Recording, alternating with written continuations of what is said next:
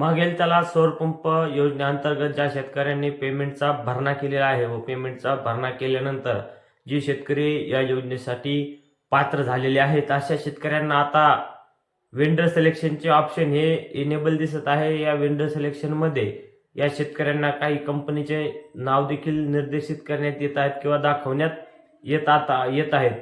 आपण स्क्रीनवरती देखील मी आपल्याला दाखवत आहे की ह्या एवढ्या कंपनीचे नाव शेतकऱ्याला वेंडर सिलेक्शनसाठी मागील त्याला सौर पंप योजनेमध्ये दाखवण्यात येत आहेत। आता जे स्क्रीनवरती नाव दाखवले याच्यापैकी फक्त आयकॉन सोलार व जैन इरिगेशन सिस्टम हे ज्या काही नामांकित कंपन्या शेतकऱ्याच्या ऐकण्यातल्या कंपन्या आहेत, बाकी ज्या कंपन्या आहेत या कंपन्या शेतकऱ्यासाठी नवीन आहेत।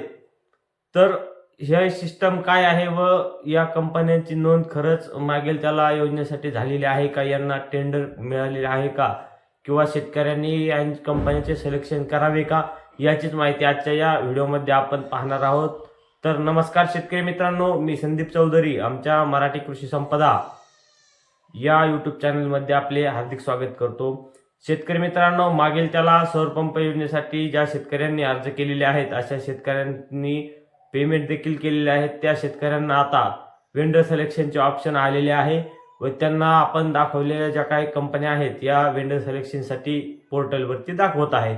परंतु शेतकऱ्याच्या मनामध्ये प्रश्न आहे की शेतकऱ्यांना या लिस्टमध्ये जवळपास अनेक कंपन्या अशा आहेत की ज्या शेतकऱ्याच्या ऐकण्यातल्या नाहीत। यामध्ये फक्त जैन इरिगेशन सिस्टम व आयकॉन सोलार याच 1 ते 2 किंवा अजून एखादी असेल अशा 2 ते 3 कंपन्या हे शेतकऱ्याच्या ऐकण्यातल्या आहेत, चांगल्या अशा कंपन्या आहेत। तर शेतकऱ्यांनी या कंपन्यासोबतच ज्या काही दुसऱ्या कंपन्यांची नावे या लिस्टमध्ये दाखवत आहे का याची निवड शेतकऱ्यांनी करावी का, हा शेतकऱ्याच्या मनामध्ये प्रश्न आहे।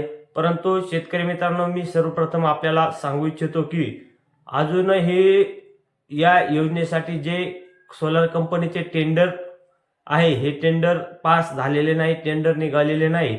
त्यामुळे कोणकोणत्या कंपन्या ह्या वेंडर लिस्टमध्ये येतील याची शक्यता आपल्याला सांगता येत नाही किंवा कोणकोणत्या कंपन्या निश्चित होतील हे देखील कुणालाही अजून सांगता येत नाही। जेव्हा कंपन्यांचे टेंडर पास होईल तेव्हाच खरं तर कोणकोणत्या कंपन्या लिस्टमध्ये आहेत ते आपल्याला कळू शकेल। परंतु अद्याप कंपनीचे टेंडर निघले नसल्यामुळे कोणीही याबद्दल सांगू शकत नाही। आपण देखील या बाबतीत माहिती गोळा करत आहोत पण अद्याप आपल्याला कुठूनही याची माहिती मिळालेली नाही। आता जे शेतकऱ्यांना ऑप्शन आलेले आहेत या शेतकरी विचारत आहेत की आम्ही कंपनीचे सिलेक्शन करावे का।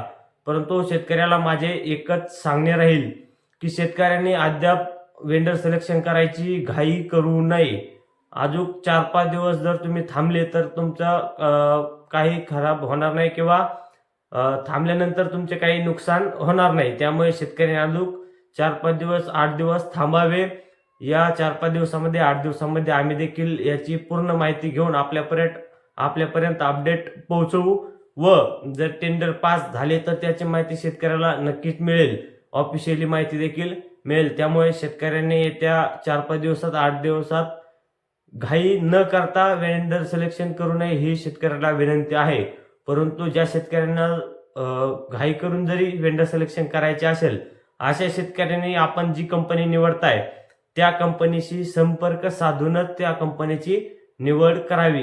ज्यामध्ये आपण जैन पाहिले असेल, आयकॉन असेल, कसोल एनर्जी असेल, अशा अनेक कंपन्या ज्या याच्यात आहेत, सद्भाव आहे यासारख्या कंपन्याच्या एजंटशी डीलरशी आपण फोन करून किंवा कंपनीशी कॉन्टॅक्ट करून नंतरच आपण या कंपनीची निवड करावी।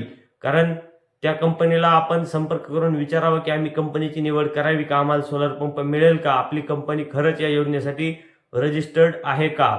जर उद्या टेंडरमध्ये या कंपन्या नसतील व आता तुम्ही जर वेंडर सिलेक्शन केले, जर पोर्टलच्या काही खराबीमुळे हे वेंडरची निवड दाखवत असेल व तुम्ही वेंडर सिलेक्शन केले व नंतर टेंडरमध्ये या कंपनीचे नावच नाही आली तर शेतकऱ्याला याचा खूप दुष्परिणाम भोगावा लागू शकतो, शेतकऱ्याचा तोटा यामध्ये होऊ शकतो। त्यामुळे शेतकऱ्यांना विनंती आहे की सध्या 8 दिवस तरी शेतकऱ्यांनी वेंडर सिलेक्शन करण्यासाठी घाई करू नये।